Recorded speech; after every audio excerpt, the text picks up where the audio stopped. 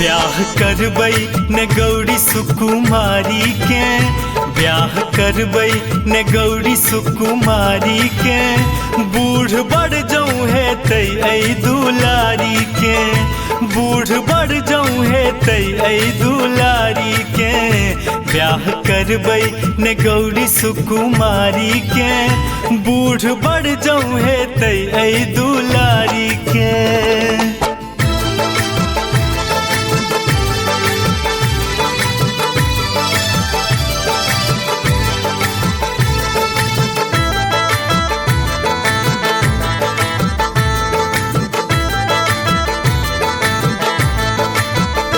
देव सबटा जस नारद के, कैल सबटा ओही बाभन के।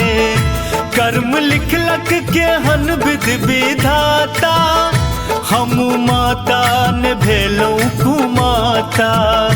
गैर पढ़बै गैर पढ़बै भैर जन्म ब्रह्मचारी के। बूढ़ बढ़ जाऊँ है तई ऐ दुलारी के।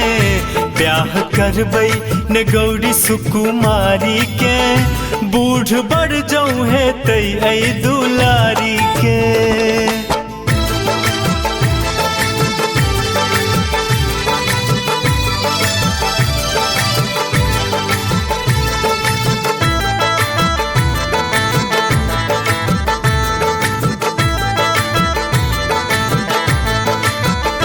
कोना रहतै धियाई भिखारी संग, एता नारद त सुनबै नहीं कोनो ढंग।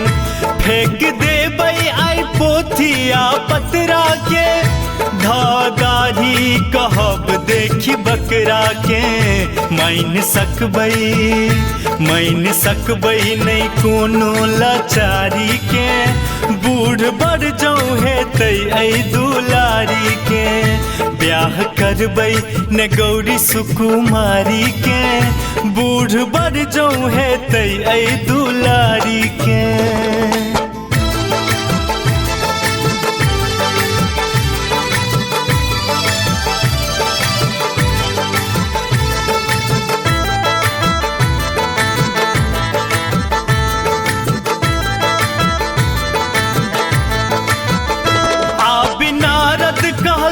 सुनू मैना के, शुभ ब्याह करू आहा है ना के।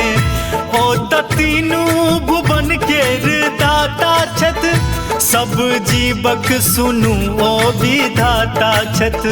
ब्याह निश्चय करू ग सरस प्यारी के। बूढ़ बढ़ जाऊँ है तई ऐ दुलारी के। ब्याह करबै ने गौरी सुकुमारी के, बूढ़ बढ़ जाऊँ है तई ऐ दुलारी के। ब्याह करबै ने गौरी सुकुमारी के, बूढ़ बढ़ जाऊँ है तई ऐ दुलारी के।